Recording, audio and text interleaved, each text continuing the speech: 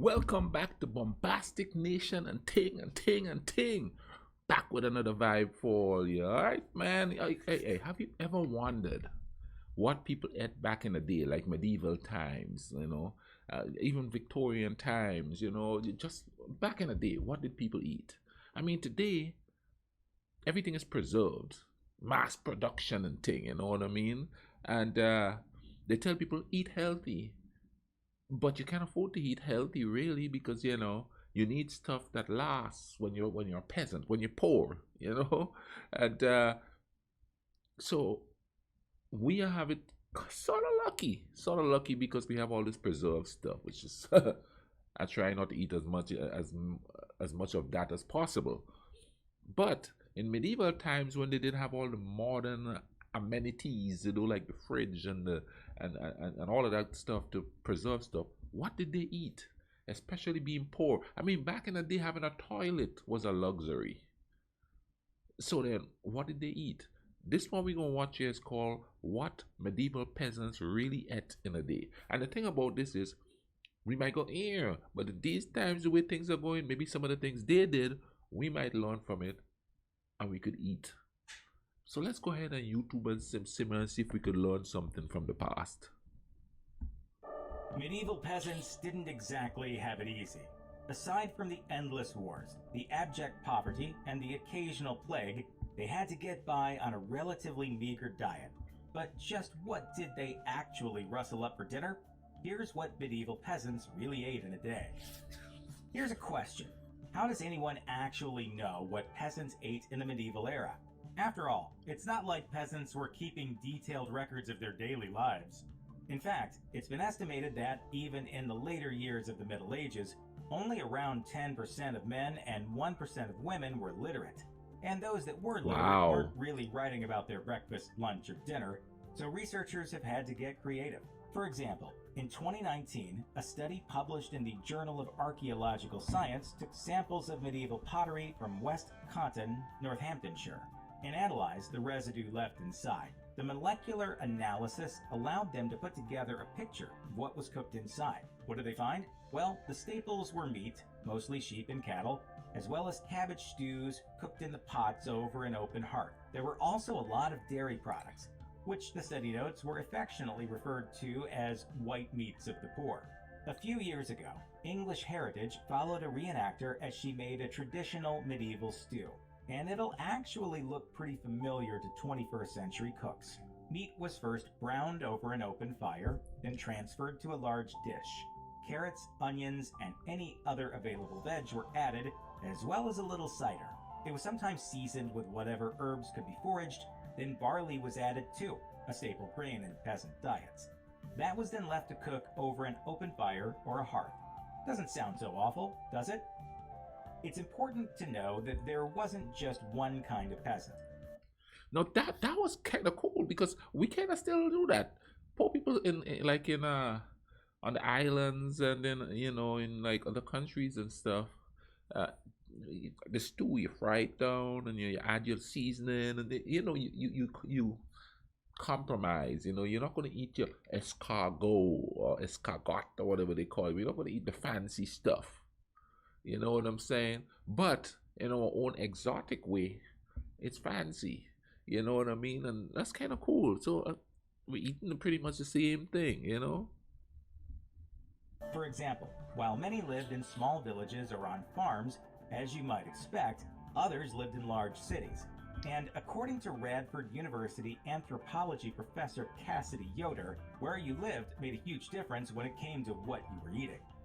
Yoder has studied the diets of medieval peasants from three places: Ribe, Denmark's largest medieval city, the mid-sized metropolis of Viborg, and a small rural community around a Cistercian monastery. Interestingly, her findings showed that the people with the most varied diet were those who lived near the rural monastery. They didn't have much in the way of meat, but they did eat a variety of cereal, grains, and vegetables. Wow. On the other hand, they were healthy. Ribe and Viborg had a more narrow range of foods, but their diets were much higher in meat and protein, mainly a lot of fish, pigs, and cows. Butter has been around for a long time. Well, over 4,000 years, in fact. Take Ireland, a country still known for its butter.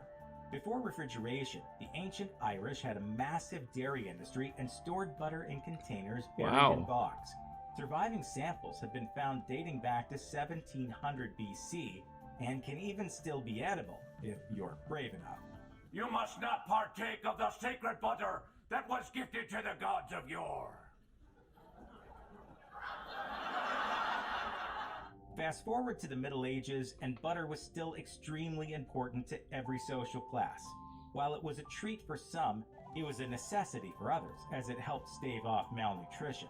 That was especially true for the penitents, those who kept a strict bread and water diet to demonstrate their faith. What? Malnutrition and death were widespread among the penitents until church officials started telling of a vision of an angel who had visited a saint praying for guidance. The angel had told them to mix a meal with their butter to make gruel, so that the penitents should not perish. Bottom line, the nobility loved it because of the taste, and the peasants loved it because it was a cheap, widely available source of nutrition. One of the most Isn't that the same thing today? You know, they love it for the taste. We love it for the sustenance. That is crazy. We ain't changing much, are we? Just technology is changing. The human way of thinking and condition ain't changing much. commonly held assertions about the medieval era is that people tended to drink a lot of beer because it was safer than drinking the water. But that's not actually true, according to food historian Jim Chevalier. Chevalier did his own deep dive into the claim and found that not much of it stands up to scrutiny. For starters, there are a ton of references in medieval texts to people drinking water. They range from one writer's description of water in Italy as clear, without odor, and cold, to excerpts like ones from Gregory of Tours, who wrote in the 6th century about a man arriving in his village and asking for some water. Gregory also writes about hermits drinking from streams and says that water was far from feared. Instead, it was more often linked with holy figures and miraculous cures. And some texts from the 14th century even recommended drinking only water. Some people, such as the Gauls, did prefer to drink water that had been run through a beehive and slightly sweetened. The medical authorities of the medieval era also issued some warnings about water, but they tended to advise that people not drink water that looks unsafe or unhealthy, which seems obvious, but is also solid advice. If it was cold, clear, and didn't have a funky smell, then it was absolutely fine to drink. Unsurprisingly, peasants in the medieval era didn't have quite the variety of drinks we had today. That said, they weren't actually too bad off. At the very least, they had more available than beer, water, and wine. Mead was popular in some areas, and there's also the occasional mention of fruit juices in contemporary sources. Apples were commonly used in ciders, which were sometimes alcoholic and sometimes not, and could occasionally be flavored with various types of berries. More surprisingly, medieval Franks were also drinking vermouth, as the art of making wine from wormwood had been passed down from Rome. Tonics were also common, especially among monks, as perfectly common natural ingredients could be easily infused into the water. There was also the occasional mention of hot drinks, which were often medicinal and could range from anything like warm goat's milk to teas made from barley, chamomile, and lavender. Life in the medieval era was lots of stuff. When I was growing up on the island, everything was a tonic. You know what I mean? You drink some Guinness, that's a tonic. Yeah, you know, there's the tonic water. All kind of stuff was tonics. You know what I mean? It's kind of strange, you know, how quick times changed. People rarely use the word tonic anymore. When I was a kid, tonic was a popular word we use. Now, nobody says it anymore. It's crazy. Invariably difficult, and sometimes tough times called for drastic measures. So to answer the question you dare not ask, yes, there was cannibalism. There's a lot about medieval cannibalism we don't know, but there are plenty of references scattered through old texts that imply peasants resorted to cannibalism in times of extreme hardship, such as during famines. For instance, there's one report that English markets in the 11th century had human flesh for sale. Did they really? Honestly, it's hard to tell, but we do know that cannibalism during the Crusades was reported in multiple independent sources, giving at least that one some greater credence. Even at the time, people weren't generally thrilled with the idea that folks might be partaking in human flesh. Still, medieval history is dotted with stories of desperation. In 1594, those under siege in Paris resorted to making bread from the bones of their dead, and during the European famines of the early 14th century, there were numerous reports of cannibalism. It has even been suggested that those particular instances inspired the Brothers Grimm to write the tale of Hansel and Gretel 500 years later. Deer farming in medieval England was a pretty huge... No, wait a minute. No, they're always talking about how the Africans, the cannibals, the wild, uncivilized cannibals. I think every race and nationality or whatever you want to call it, because the world is vastly different from what it used to be. Shoot, when I was a kid, there was a Soviet Union, that bloc, and it's all busted up now, and they all name different stuff, but when times get hard, people will do crazy stuff like that. I don't know if I can, you know what I mean? Hey, little Johnny, come here. Nah, I don't think I could do it, man. I don't think I could do it. Nope. Huge deal. Deer parks were sustainably managed sections of wilderness that supported massive herds of not only deer, but other wildlife too. These vast parks were managed by the upper classes, who were legally the only ones who could hunt there. And they did. Indeed, deer was an important source of meat, and it wasn't just a matter of hunting the deer that happened to be on your land.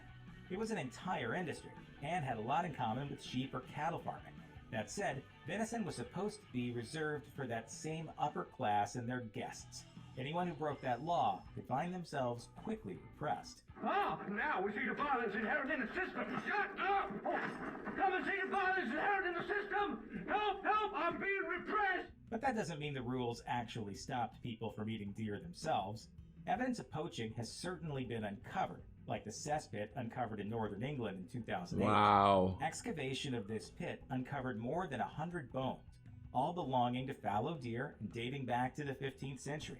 Given the size, they were mostly young animals, which meant they were killed outside of the accepted winter hunting season. Given the lack of meat bones and the presence of more bones like the legs, archaeologists came to the conclusion that it was the work of peasants who had poached the deer, taken the meatiest parts, and buried the evidence in hopes of avoiding the law. Bloody peasant! Oh, what a giveaway! Did you hear that? Did you hear that, eh? Man, rich people are a trip. They're just keeping the food to themselves. And they passed laws saying that you can't get the food. Man, that's some evil stuff. You're gonna have everybody starving. We're headed in that direction in these modern times in this world. If we don't stop and think real quick and don't repeat history. That's crazy. They have the big little not the big little. They have the big park where they have all the venison and all that stuff running around there, and poor people can't come get it. And if poor people weren't eating it, who they selling it to? Other rich people? That's just crazy. And now today, every redneck is out there shooting deer. Times have changed, but it's kind of crazy because to think that rich people, they just harness everything. Money's power, I guess, in some cases. What am I about? Do you see him repressing me? You saw it, didn't you? Luckily, it wasn't all doom and gloom for people in the medieval era, and there was one bright spot in the year. And medieval people didn't just celebrate Christmas either. They celebrated all 12 days between Christmas and Epiphany. During that time, there was usually at least one big Christmas feast, even for the peasants. While they weren't dining on the meat and sweet treats the upper class had, it was still a time to enjoy things that were otherwise in short supply through the winter months. Those typically included foods like salted fish, dried apples, and vegetables such as peas. We have salted fish, we call it saltfish. Sausage. Depending on where you lived and how amenable your lord was, this was also a time that pheasants got a genuine taste of the high life. Leftovers from the manor hall feast were often distributed among the poor, giving them a taste of exotic dishes like peacock, swan, and desserts that had been made with a very rare ingredient indeed, sugar. Sugar.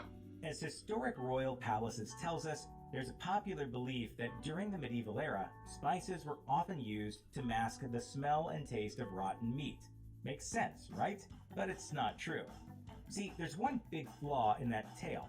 During the Middle Ages, spices were well known, but they were also imported from the Far East at a truly massive cost. This means only the very rich could afford them, and not only were the wealthy Here we go not again. eating rotten meat, but they wouldn't have wasted spices on them if they had. People were also quite familiar with the idea that eating bad meat could make you sick, and it wasn't something they would voluntarily do. They may not have known about things like microbes and bacterial contamination, but they knew it was bad to eat something that had gone off. The solution? Peasants would just make sure their meat didn't go bad in the first place, by salting, drying, or smoking it. The peasants in medieval cities in particular had it rough. Many were living in crowded conditions and didn't have access to what they needed to cook their own food, so they relied on what was essentially medieval fast food. What does that mean? Well, there was one area on the Thames, for example, that was essentially a group of shops that were open 24/7 and sold a variety of foodstuffs at all different price points. The urban peasant could expect to find items such as meat pies, pasties, bread, pancakes, hotcakes, wafers, and, well, more pies. Why were pies so popular? Because they contained plenty of ingredients in one handy pocket, and could therefore be eaten on the go. But there was a major problem. Unscrupulous vendors quickly discovered that they could hide all kinds of things in pies, and no one would know the difference until it was too late. Customers would pay, leave, and get food poisoning pretty shortly after. But by then, it wasn't the vendor's problem. Laws were subsequently put in place against the selling of diseased or rotten meat, reheating pies, and against claiming meat was something that it wasn't. And that gave rise to a medieval saying, God sends the meat, but the devil sends the cooks. Check out one of our newest videos right here, plus even more grunge videos. Wow, man, this stuff is interesting as could be. We haven't really changed that much, and we're very resourceful. You know what I mean? And how we cook and stuff. You know, like I said, I'm from an island. It's pretty much the third world. Quotation marks on there. Third world as far as economy and stuff is concerned, but as far as living and being happy is concerned, we generally are. But it's kind of cool to watch that and to see, you know, I mean, like, okay, I'm quite sure that these peasants had ways of making sweet stuff and goodies and stuff for them to eat. I wish they would have shown more of that in here. Maybe I could find another video of it. Sweet treats of the medieval times and thing. Yeah, that's one I'll look up. Anyway, guys, I'm gonna leave a link in the description to this video. You know what I mean? And I'm telling you all, I'm having a lot of fun doing this. I'm having a lot of fun making these videos and stuff like that. But I'm also having a lot of fun trying to figure out the lighting, my new camera that I have. I have the camera for what, like 5-6 months now. Still figuring that out, you know what I mean? And I had another mic that was giving me trouble, so I bought a new one. Hence, you're hearing this nice booming voice upon the scene here. So it's so much fun figuring out all of that, you know what I mean? Thanks to everybody who subscribed so far. I just went past 100. Thank you. And I hope you guys having fun watching all this stuff with me, man. History is amazing, you know what I mean? The thing about it is, most of the stuff you read, even most of the Dracula stories and you know, all that stuff that you read is stuff that they borrowed from times in the past. So it's good to sit down and watch it here as a historical thing. You know what I mean? So we could know where stuff come from, you know, we could understand stuff. Also, like I always say, if you don't know where you come from, you don't know where you're going. And the truth of the matter is, like I said, the way things are going in this world, we may need to start borrowing some of that stuff that the peasants used to do to survive. Yes, you know what I mean? But go ahead and check out the link and check out the channel. But keep watching my stuff, man. Got some good stuff coming and good stuff in there right now. Go ahead and click on that square. Go check it out and see what I go on there with it. You know what I mean? I think the one I have there, I'm not sure which one I have put up there, but watch it. I'm telling you, it's good stuff. And I'm telling you, the song is getting better. I'm working on the lighting and stuff, so I don't look like I'm, you know, high-ho silver in here there, and I want to get some softer lights. But anyway, you guys take care of each other, all right? Cool runnings.